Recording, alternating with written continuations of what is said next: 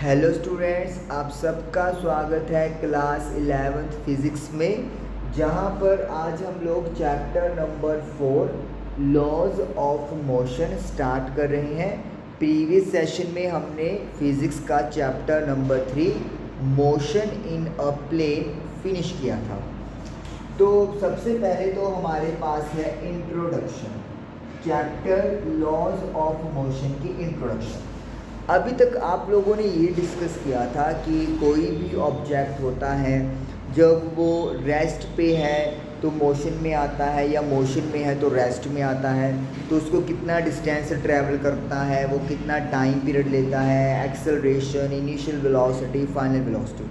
मतलब आपने मोशन की बात की, लेकिन आपने ये डील नहीं किया कि उस मोशन की कॉज यानी कि वजह क्या है। आपने अभी तक मोशन के होने की वजह को डिस्कस नहीं किया था, जो आप यहाँ पर डिस्कस करने वाले हो इस चैप्टर में, that is laws of motion. तो मोशन होने की वजह क्या है। अब हम लोग यहाँ पर अपने मोशन को 3 हिस्सों में डिवाइड करते हैं। एक जिसमें मोशन होता ही नहीं एक्चुअली, यानी कि जब आपकी बॉडी रेस्ट पे है। एक मोशन है जिसमें बॉडी का जो यूनिफॉर्म रेट है उस पर मोशन हो रहा है।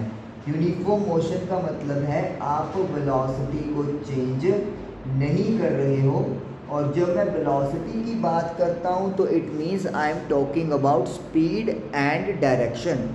ना आप स्पीड बदल रहे हो और ना ही आप डायरेक्शन बदल रहे हो। और जो तीसरा मेरे पास मोशन रह जाता है वो होता है नॉन यूनिफॉर्म मोशन।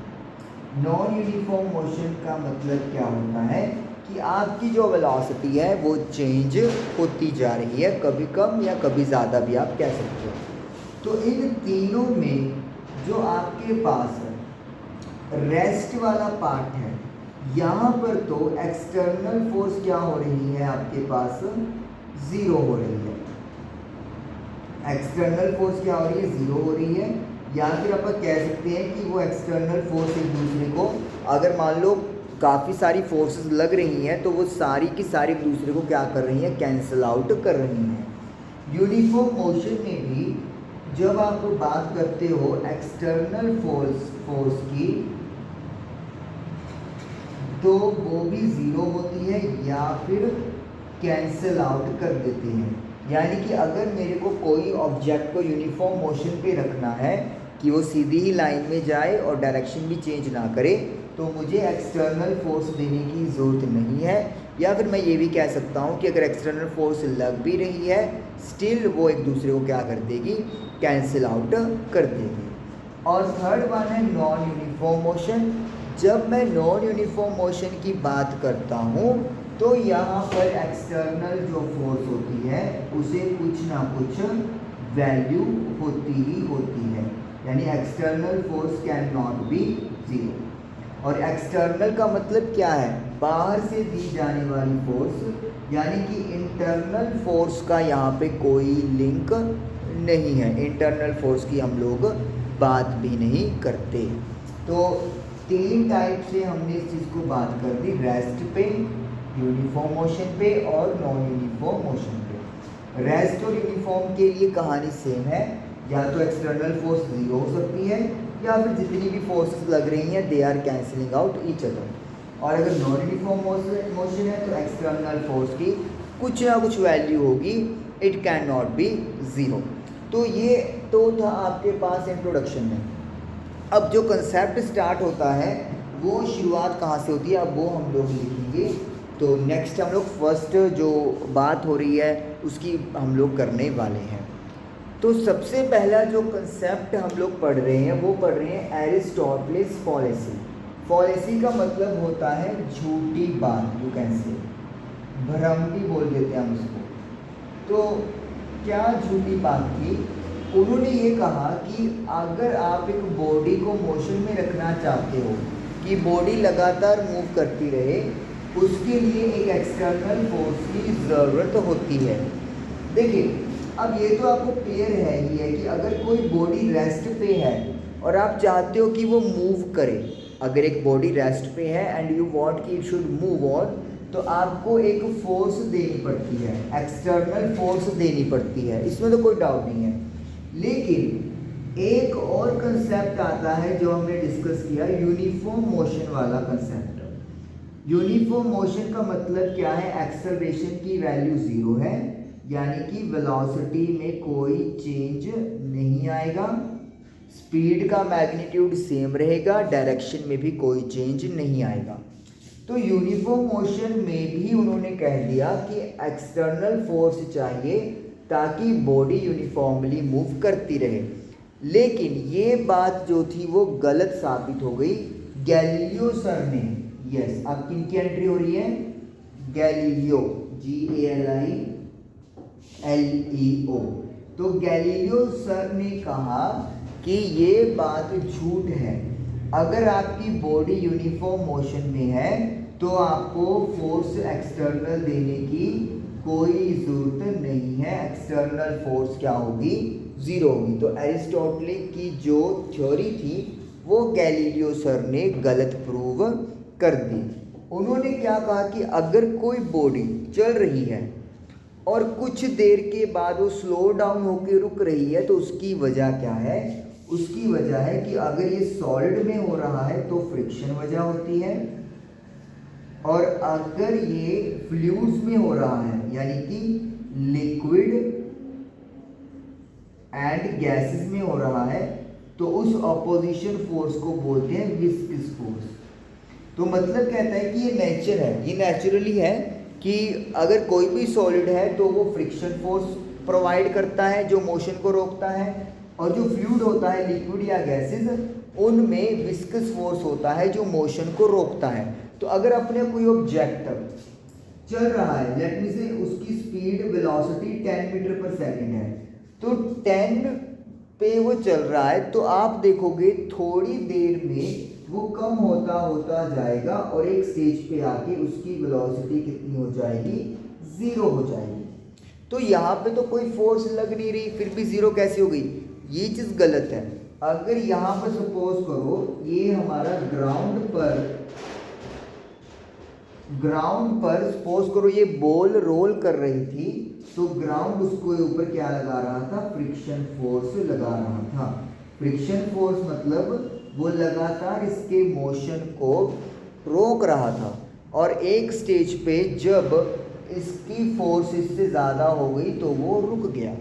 तो इसीलिए अगर आप चाहते हो कि एक बॉडी जो है वो मूव करती रहे एक सरफेस पर, आपको एक्सटर्नल फोर्स कंटिन्यूसली देना पड़ता है।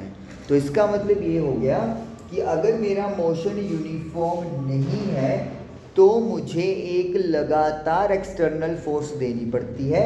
लेकिन अगर सपोज करो यहाँ पर ये जो अपना ग्राउंड है it would have been frictionless, अगर ये फ्रिक्शनलेस होता तो यानी कि ऑपोजिशन फोर्स की वैल्यू क्या हो गई? ऑपोजिशन फोर्स की वैल्यू हो गई 0, और आप ये 10 मीटर पर सेकंड पे इसको रिलीज कर रहे हो, तो ये 10 मीटर पर सेकंड की वेलोसिटी से ही चलता रहता। क्यों? क्योंकि कोई भी फ्रिक्शन नहीं है। तो इसीलिए गैलीलियो सर ने थोड़ा मॉडिफिकेशन किया कि अगर मेरा ऑब्जेक्ट यूनिफॉर्म मोशन में है तब मुझे कोई भी एक्सटर्नल फोर्स देने की ज़रूरत नहीं है, या फिर सभी की सभी एक्सटर्नल फोर्सेस एक दूसरे को क्या करेंगी? कैंसिल आउट करेंगी। मुझे तो एक्सटर्नल फोर्स सिर्फ तब देनी है जब यूनिफॉर्म मोशन नहीं होगा, it means non uniform motion जब होगा तब एक्सटर्नल फोर्स देनी पड़ेगी। तो यानी कि एरिस्टोटल फॉलेसी क्या गलत हो गया कि यूनिफॉर्म मोशन में भी उन्होंने बोल दिया कि एक्सटर्नल फोर्स की ज़रूरत है, जबकि रियलिटी में, सच्चाई में ऐसा नहीं है। सिर्फ अगर आप वेलोसिटी चेंज करते हो तो आपको एक्सटर्नल फोर्स देनी पड़ेगी। अगर मोशन यूनिफॉर्म है मतलब मैग्नीट्यूड, स्पीड का और डायरेक्शन, तो आपको कोई भी एक्सटर्नल फोर्स देने की ज़रूरत नहीं है। तो इसी को देखते हुए गैलीलियो सर ने एक लॉ रखा, द लॉ ऑफ इनर्शिया। अब द लॉ ऑफ इनर्शिया क्या है कि अगर कोई बॉडी होती है रेस्ट में, तो वो रेस्ट में ही रहना चाहती है, और अगर कोई बॉडी यूनिफॉर्म मोशन में है तो वो यूनिफॉर्म मोशन में ही रहना चाहती है। यानी कि एक ऑब्जेक्ट अपना स्टेट जो है वो चेंज नहीं करना चाहता।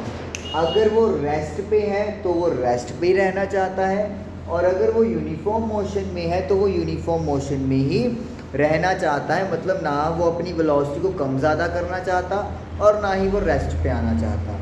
लेकिन अगर वो ऑलरेडी रेस्ट पे है तो वो रेस्ट पे ही रहना चाहता है। This is the law of inertia given by the Galileo sir. और इसे इन्होंने बोला है रेजिस्टेंस टू चेंज। इस स्टेट को क्या बोला जाता है? Resistance to change. यानी कि कोई बदलाव आ रहा है तो आप उसका विरोध कर रहे हो। रेजिस्टेंस होता है रुकावट प्रोड्यूस करना। अगर कोई बॉडी को रेस्ट है, आप उसको एक्सटर्नल फोर्स दे रहे हैं, एक्सटर्नल फोर्स दे रहे हैं, तो वो उसका विरोध करेगी। वो नहीं जाना चाहेगी रेस्ट से किसी काम धंधे पर। लेकिन अगर वो कोई काम कर रहा है एक यूनिफॉर्म स्पीड पर और आप चाहो कि उसकी स्पीड कम हो जाए या ज़्यादा हो जाए, तो अगेन आपको एक्सटर्नल फोर्स देनी पड़ेगी, और अगेन वो एक रेजिस्टेंस प्रोवाइड करेगा कि मैं जिस स्पीड से काम कर रहा हूँ मुझे उसी में काम करने दो। ना स्पीड मेरी स्लो करने की कोशिश करो, ना ही तेज़ करने की कोशिश करो, ना डायरेक्शन बदलने की कोशिश करो। तो this is all about inertia. ये एक स्टेट है किसी भी चीज़ का कि जिसमें वो होता है उसी को कंटिन्यू करना चाहता है, चेंज नहीं करना चाहता।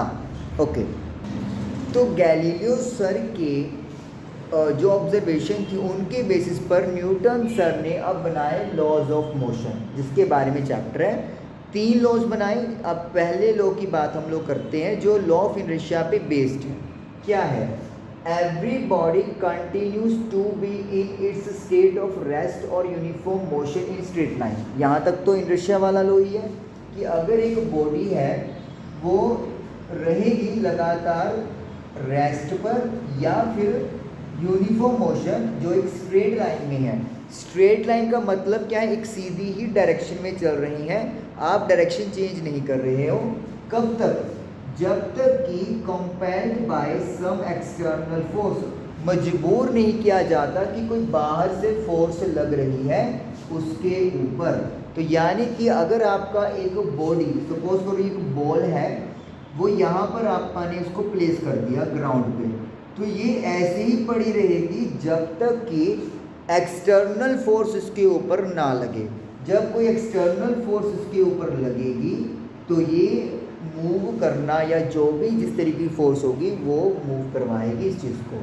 और इसी तरीके से अगर ये जो बॉल है वो इस सरफेस के ऊपर चल रही है, मूव कर रही है, और ये एक फ्रिक्शनलेस सरफेस है। फ्रिक्शनलेस लिखना क्यों ज़रूरी है?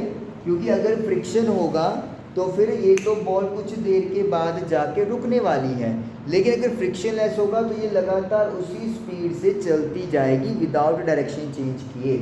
लेकिन अगर मैं इसको रोकना चाहूँ इस फ्रिक्शनलेस सरफेस पे, या फिर मैं इसकी स्पीड को बढ़ाना चाहूँ या कम करना चाहूँ, तो मुझे एक फोर्स यहाँ पर अप्लाई करनी पड़ेगी। लेट मी से मैं अगर इसकी स्पीड बढ़ाना चाहता हूँ तो बेस्ट वे क्या है कि मैं इसको फोर्स इस डायरेक्शन में दूंगा, और जितनी मतलब फोर्स लगाऊंगा ज़्यादा उतनी इसकी स्पीड बढ़ जाएगी।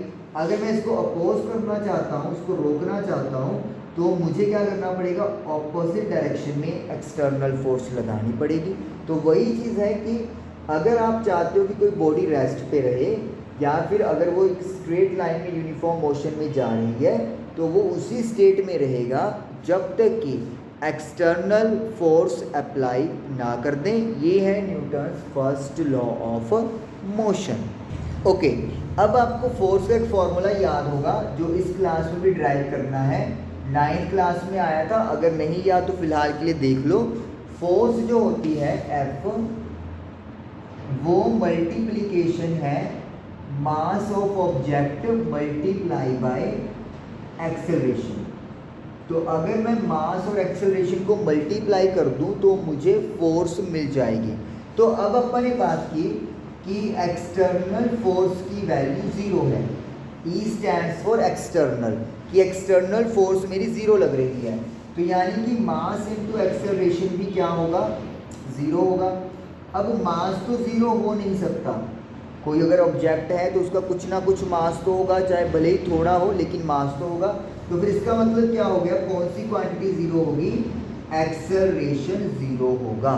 तो एक्सेलरेशन 0 का मतलब क्या है, एक्सेलरेशन 0 का मतलब है कि वेलोसिटी में कोई भी चेंज नहीं हुआ, क्योंकि एक्सेलरेशन का फॉर्मूला होता है rate of change of velocity with respect to time.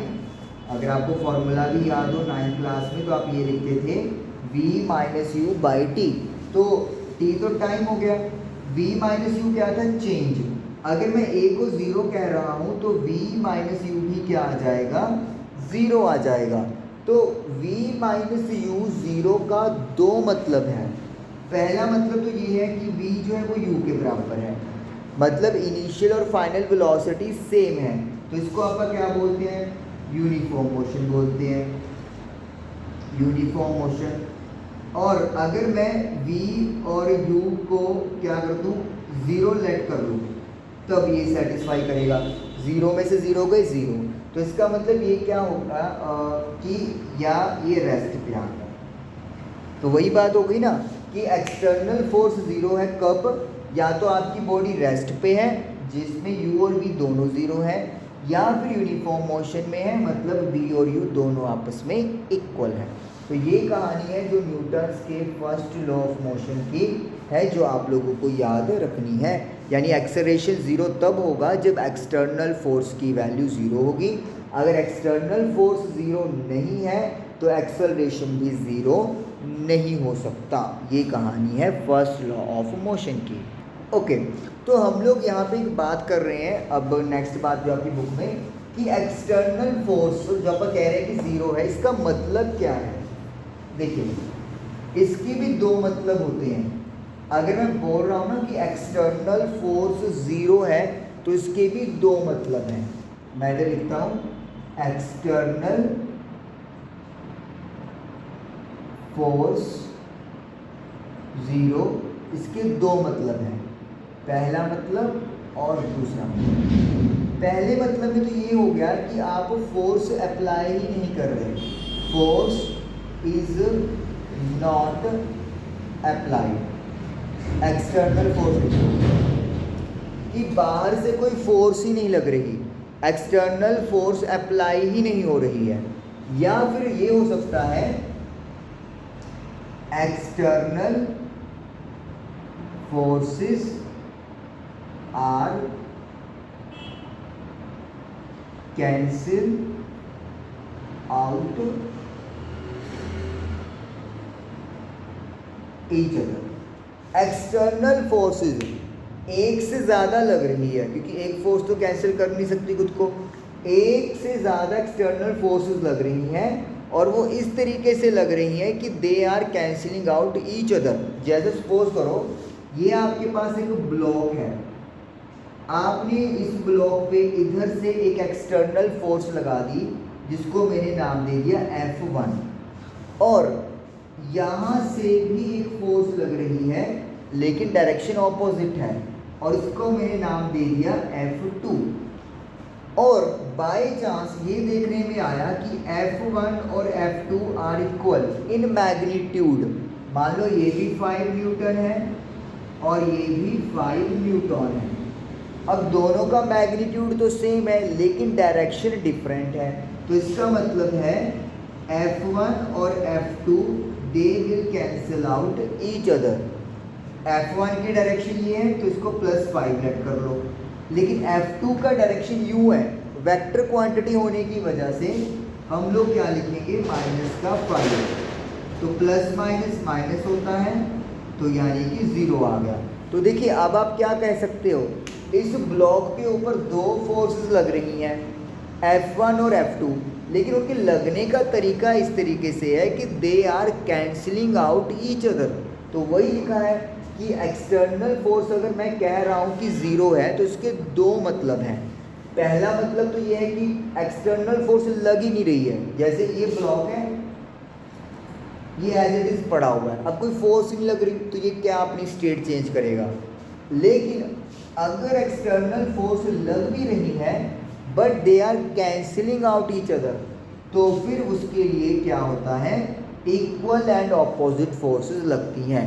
अब ये नहीं है कि दो फोर्सेस पे ही ये एप्लीकेबल होगा, 3 के लिए भी एप्लीकेबल हो सकता है, 4 के लिए भी एप्लीकेबल हो सकता है, कि उनका अरेंजमेंट इस तरीके से है कि जो टोटल रिजल्टेंट आएगा इट विल बी ज़ीरो। तो ये कहानी है जो आपको याद रखनी है कि एक्सटर्नल फोर्स ज़ीरो दो तरीक़ों से पॉसिबल होती है।